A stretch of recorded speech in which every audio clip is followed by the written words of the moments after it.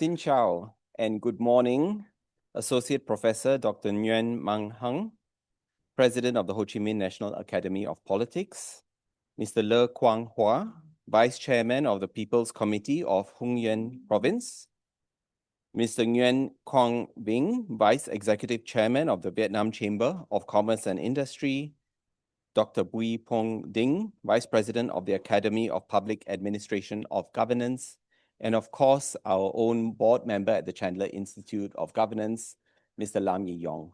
Welcome, everyone, and thank you for joining us for this morning's event.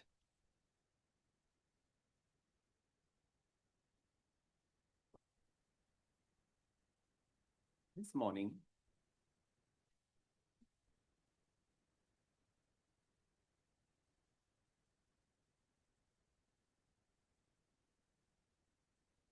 hello? Okay.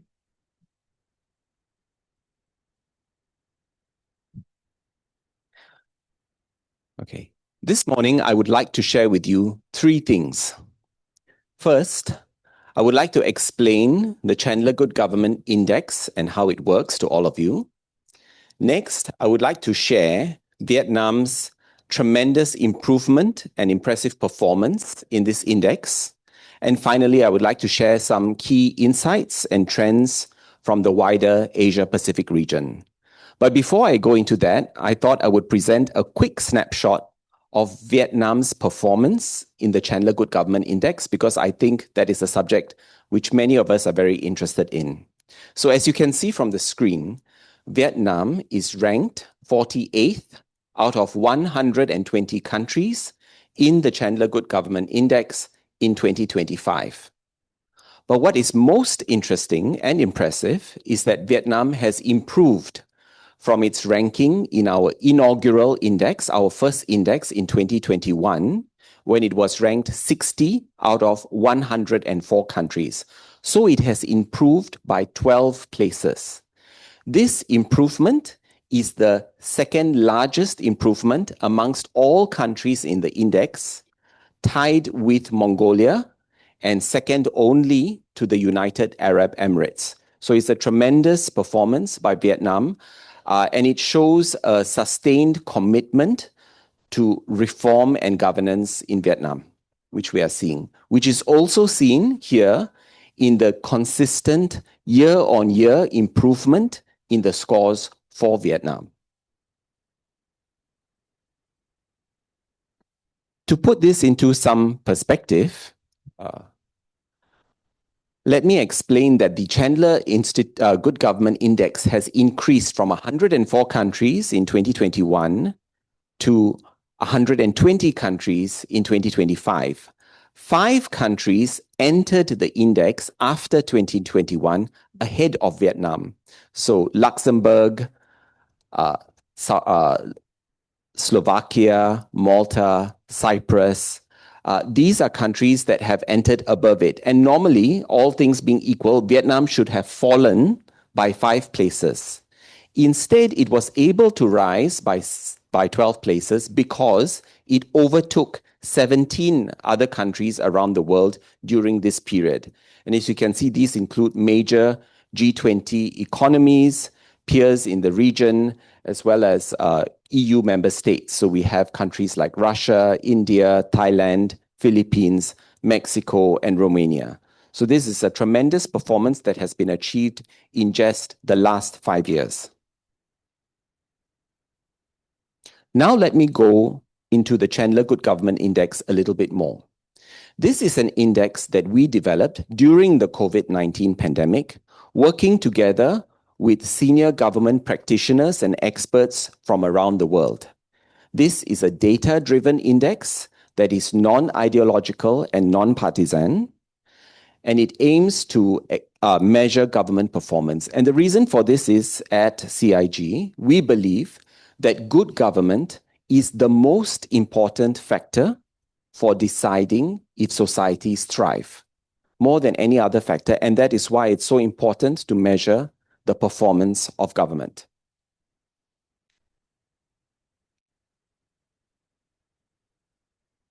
Looking at the design of the index, we have 7 pillars, and the first 6 pillars measure government capabilities. This is like looking under the hood of the car, at the engine of government. And we measure 6 different capabilities.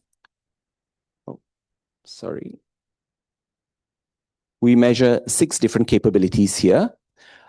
We measure leadership and foresight, robust laws and policies, strong institutions, financial stewardship, attractive marketplace, and global influence and reputation. For each of these pillars, we track 4 to 5 different indicators, giving a total of 25 indicators. When governments look at this index, they are able to benchmark themselves against their peers, to see where they are performing well, and also to diagnose areas for further improvement and to prioritize. Our last pillar is a little different. We call this our Helping People Rise pillar.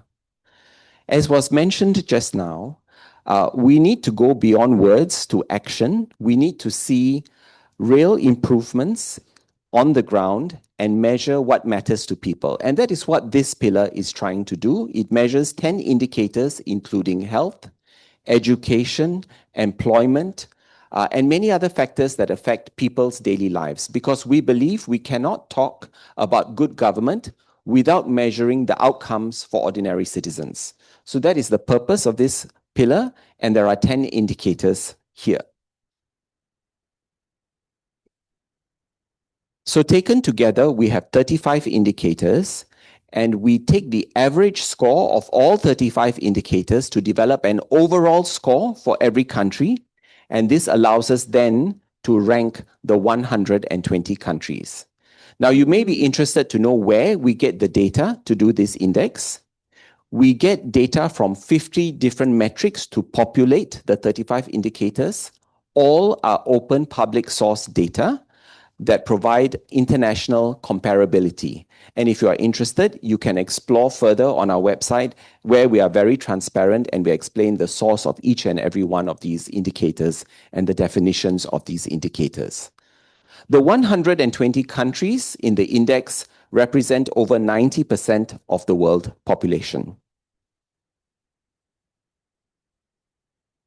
Now, some people may say that we agree that the outcomes of government are very important, but we're not sure that capabilities are the most important factor for how well societies thrive.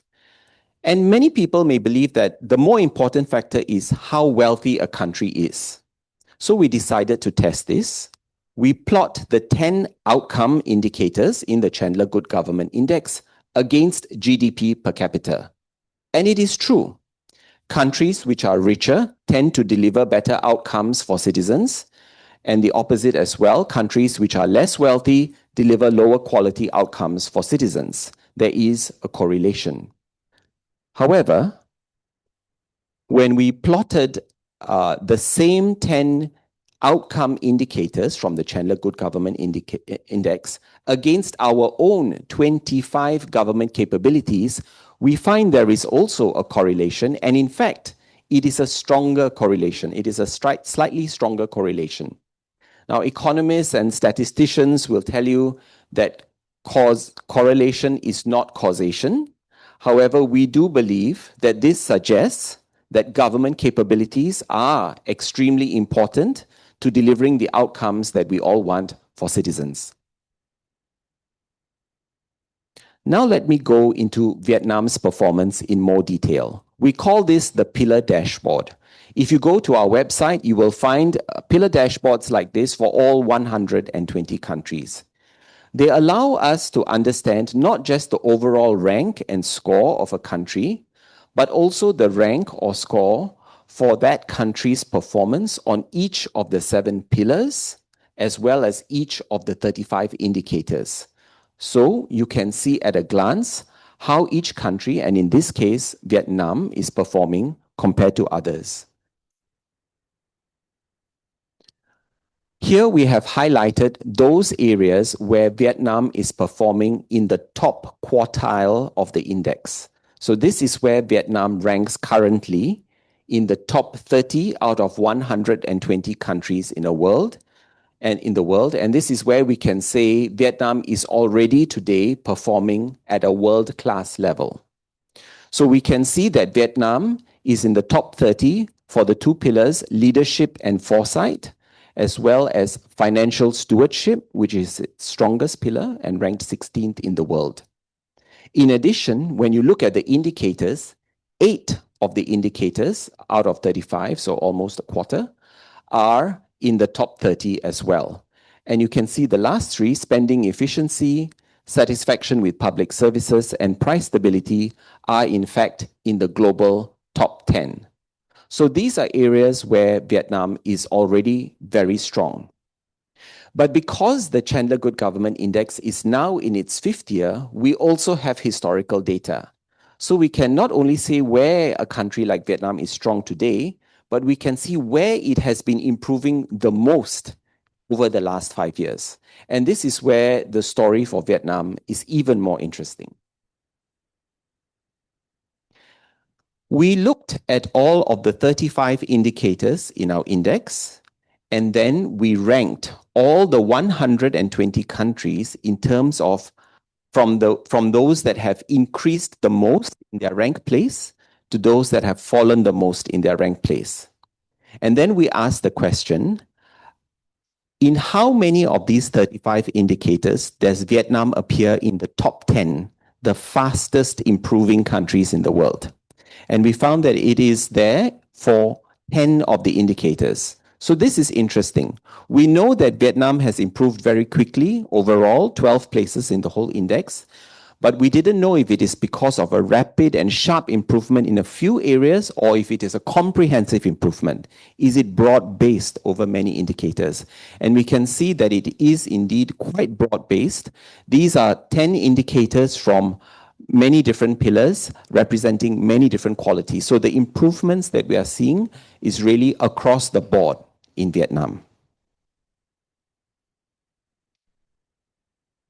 This slide combines the findings from the earlier 2 slides, so you can see at a glance areas where Vietnam is currently at the top, in the top 30 of countries around the world, areas where Vietnam is improving very rapidly, and areas where Vietnam is both. It is currently in the top and it has improved very rapidly to get here recently. And you can see that so many of the boxes in our index are being ticked by Vietnam in this area, which shows really the depth and the breadth of improvements in Vietnam. Now I'd like to show you a slightly different data visualization. On the left, we have a simple column showing Vietnam's pillar ranks, so how it ranks compared to other countries. But on the right, we have what we call a spider chart. And this is showing Vietnam's performance in terms of score, not rank, across the 7 pillars. Vietnam's score is shown by the black line.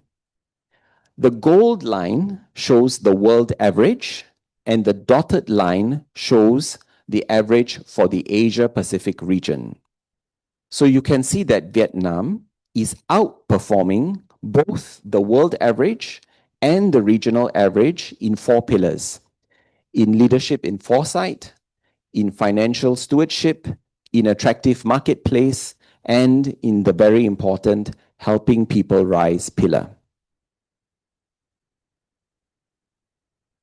And among these, we can see that the sharpest and most prominent distinction is in the financial stewardship pillar. So I would like to share a little bit about this in the next slide.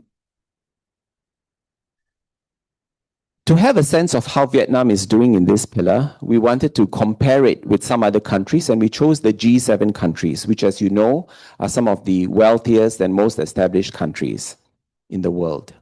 Now, financial stewardship is a very unusual pillar in the Chandler Good Government Index. Countries that normally do very well in other pillars struggle in this pillar. And there is a reason for it. During the COVID-19 pandemic, as you would know, many countries had to spend a lot of money to deal with the crisis. Many of them took on more government debt. Many of them increased their budget deficits. And even after the crisis, because of the war in Ukraine and geopolitical tensions, many countries have had to increase their defense spending. Yet other countries are facing rapid aging, increasing demands on healthcare spending. So financial stewardship is a capability that many countries are currently struggling with. And it is interesting to see how Vietnam, in this case, is really outperforming so many other countries in the world.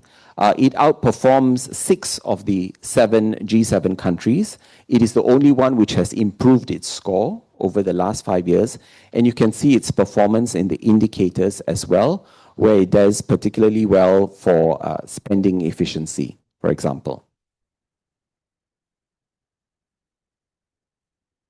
Next, I would like to talk a little bit about our wider Asia-Pacific region. So at the Chandler Institute of Governance, we talk about this phenomenon called the governance gap.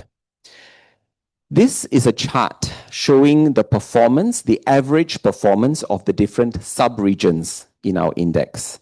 So each of our regions, for example, Asia-Pacific region in our case, is broken into further sub-regions.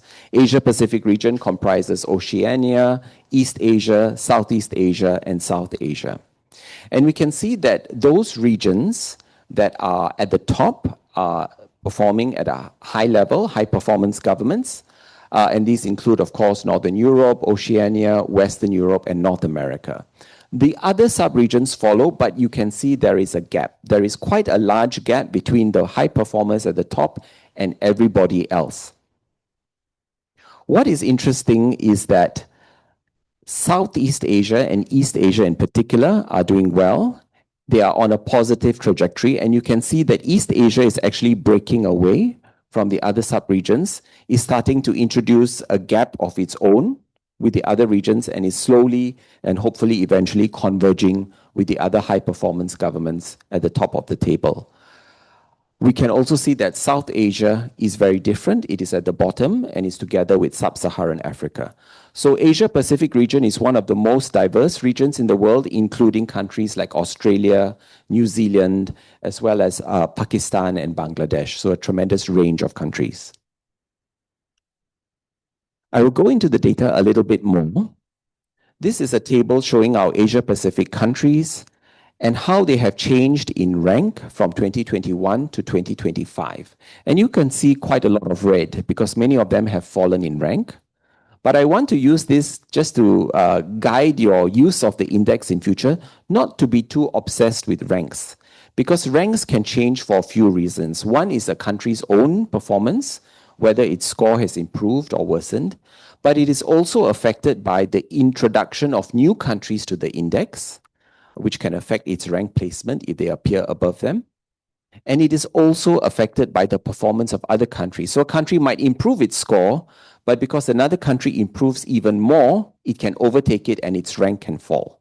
That's why we prefer to use scores for a more detailed and deeper analysis. This gives a better picture of how countries are performing. And here you can see in the Asia-Pacific region, more green starts to appear. So countries like Singapore, Australia, Indonesia, Japan, Nepal, they may seem to be stagnating or falling in terms of rank, but actually their scores are improving, or in the case of Indonesia, at least stagnating, not getting worse. I will go into the different sub-regions now. Oceania is a very small group. It just comprises Australia and New Zealand. But as I mentioned, this is the second best performing sub-region in the whole world, actually just behind the Northern European countries, which contains all those Nordic countries that tend to hog the top of a lot of rankings like ours. Their performance, Australia and New Zealand's performance over the last 5 years has fluctuated slightly. The scores have gone up and down a little bit, but broadly, they are quite firmly at the top. Next, we have East Asia. This is a very strong and improving sub-region. We can see that all 4 countries in this region have improved their score. And the star in this region really is Mongolia, which, if you recall, is tied with Vietnam to have increased 12 places over the last 5 years. That is for rank improvement by 12 places. When we look at its score improvement, it is even better. It is second only to the United Arab Emirates in terms of the percentage improvement to its score.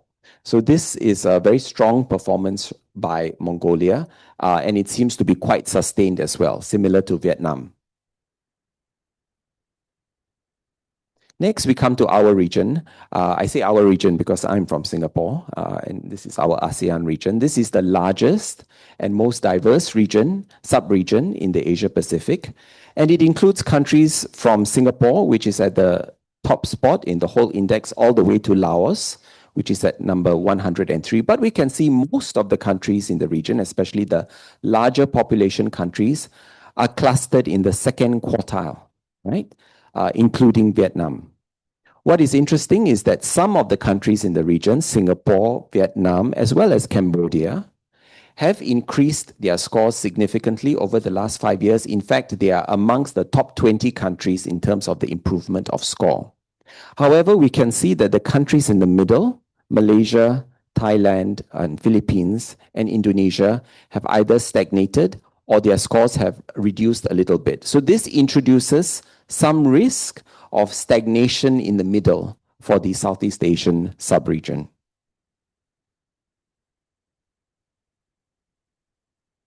Finally, we come to the South Asian region. So as we saw earlier, this is the weakest performing sub-region in the Asia Pacific.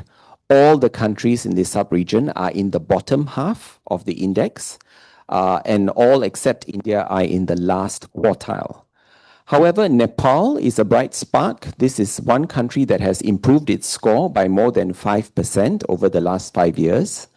But Sri Lanka is definitely a cause for concern. Sri Lanka's rank placing has dropped by 25 places, which is the largest rank drop of any country in the index, and is also seen a significant drop in its score by 12.8%. So there's definitely much room for work to be done in Sri Lanka. Before I end, I want to show you a final type of data visualization, and you can discover this on our website as well. This is a data table heat map showing the performance of our Asia Pacific region countries according to the different pillars. And if you look at the columns, you will start to see some of them don't quite match the others. If a column shows more green colors, it means that that country is overperforming in this column compared to its other pillars and its overall score. And if you see more red in one of the columns, it means that the country is tending to perform, or the region is tending to perform weaker in that particular pillar. Before I identify the pillars, maybe you can have your own guess amongst yourselves, which are the columns or pillars which seem to stand out, just visually looking at the patterns here.